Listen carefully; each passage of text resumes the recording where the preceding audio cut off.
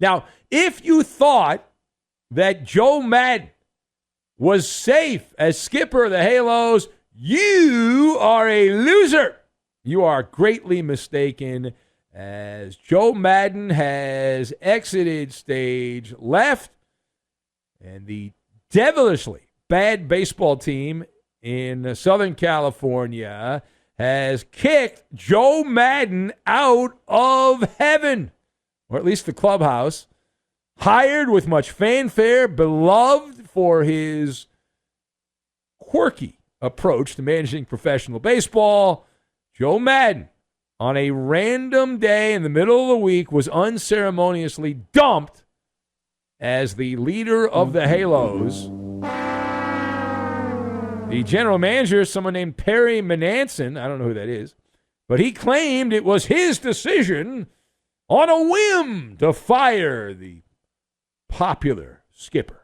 So the Angels, now going into the game against the Red Sox, the Angels had been outscored by 43 runs in the 12-game skid that caused this change. Right? So the 12-game losing streak, that led to Joe Maddon's removal. They outscored by 43 runs. The ERA of the pitching staff was over 6 in that time. So let us discuss the question here: what was the last straw for Joe Maddon?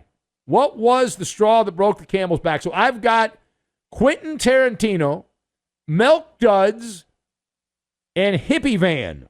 And we will lock all of these random things together, and we'll ride off into the sunset is what we're going to do. So number one. So the Joe Maddon removal is a fishy situation. It's got the makings of an inside job. Joe Maddon, we believe, was undermined from the heart and soul of the locker room. Now, he's denying this, and he's saying he had the full support of the team and all this. But the way I read the room here, this has the fingerprints of Mike Trout. That Mike Trout, who's very dull and likes weather and is a very bad soundbite, but behind the scenes here, that's the franchise. The big A stands on Mike Trout's shoulders. And a little birdie is chirping that the Angel ownership, the front office, would not have removed Joe Maddon without the blessing of the big fish. That Mike Trout, in this story, is Quentin Tarantino. He's the director. He's the one that's got final cut. And he's the one that says who stays and who gets excommunicated from this movie.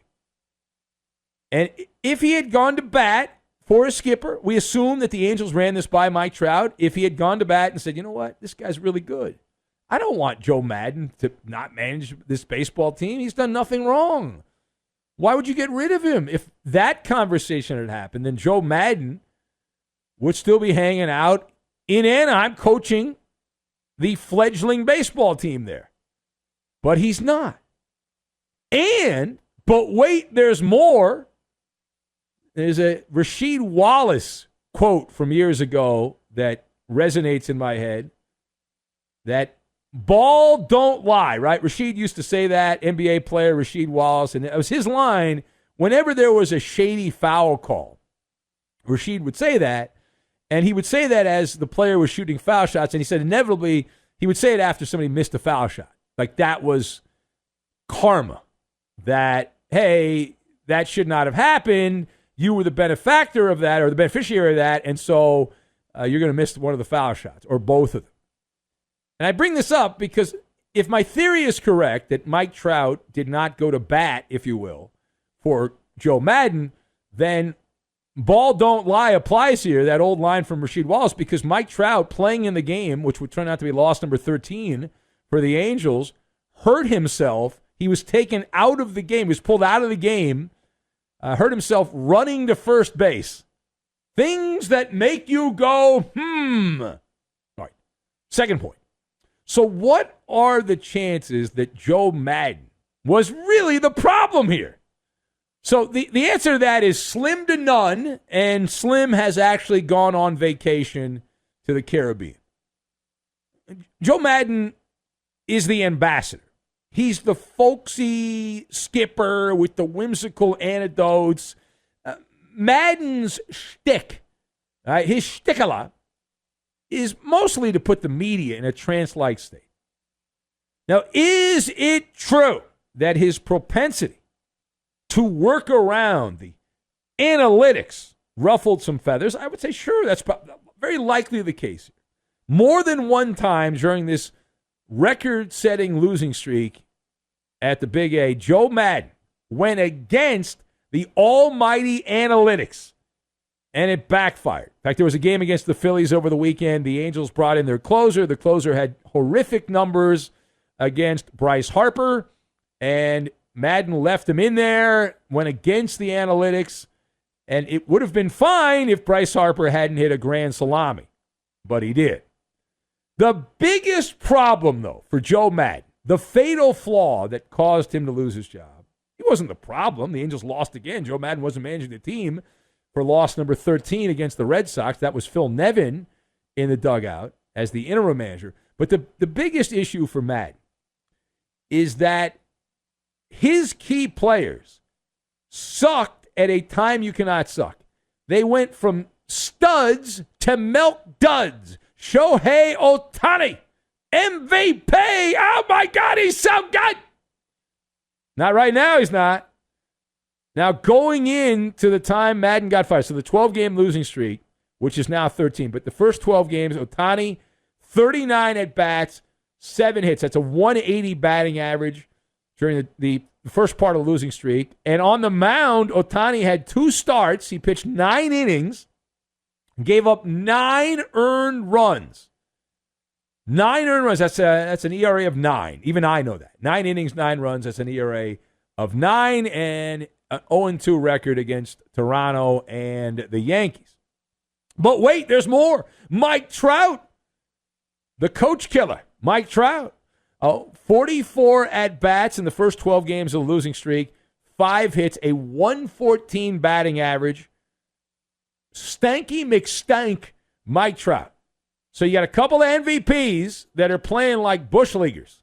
And the bullpen and arson squad turning leads into deficits in the blink of an eye.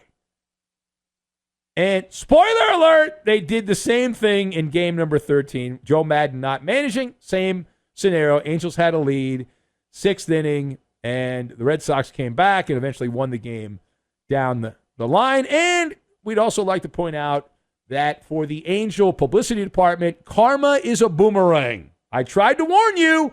You would not listen. Went out and got one of those nice voodoo dolls online. It appears to be working wonders here. The Angels PR department banned our radio show, our syndicated radio show, not because of me. The big platform here would not allow us to cover the game. So cover the games there in Anaheim. So now they've gotten the old boomerang. It's returned and right at the schnozola there, you losers. The Angels are the biggest joke in baseball. People make fun of the Royals and the Pirates and teams like that. But did you know that little team in Anaheim that likes to claim they're in Los Angeles, their most recent winning season was in 2015? What does that mean? It means that while the Seattle Mariners have the longest drought of playoff appearances, the Angels have the longest active consecutive losing season streaks in the majors. That's your halos right there. That's Artie Moreno's ownership. That's the incompetent PR staff in Anaheim. That's the Angels. They deserve everything they get. Every loss they get, they deserve. All right, final point. So we like Joe Maddon. We're pulling for Joe Maddon. We are fans of his. So where does Joe Maddon go from here?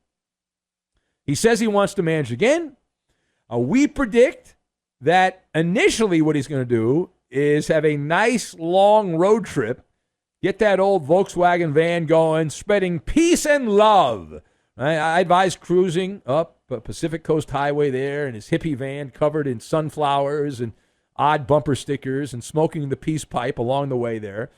Because he's fired, but it's sports firing. which is different. That means he's getting paid in full the rest of his contract that goes to the end of the year, and he can chill out on the beach and go, cowabunga, dude. Now, Maddon is 68 years old. He's managed over 2,500 games with Tampa and the Cubs and the Angels, and he doesn't have to coach again. He can enjoy the twilight of his days. If Maddon wants to keep working, then I advise him to become a pundit. He doesn't like talking about baseball. He likes talking about events in life and giving great poetic lines of wisdom out. But he can wax poet. I'm pretty sure the Cubs would hire him on their network, which is not doing so well there in Chicago, and he could do some Cub broadcasting pre- and post-game. And he can wait in the bullpen for another job to open up. Now, the big argument against Joe Maddon is that, hey, this guy, he goes off the reservation too much. As he has done during the losing streak in Anaheim, before he got fired, he went against the almighty three-ring binder in the dugout and went by his gut, and most teams do not like that. They spit a loogie at you if you do that. It's a computer-driven game today, but that is the story right now for Joe Maddon. The positive is it's a great soundbite, and he's won the toughest of all-time World Series, the Cubs, the curse of the Billy Goat, the longest drought in American sport history there. So we'll see what happens next with Joe Maddon.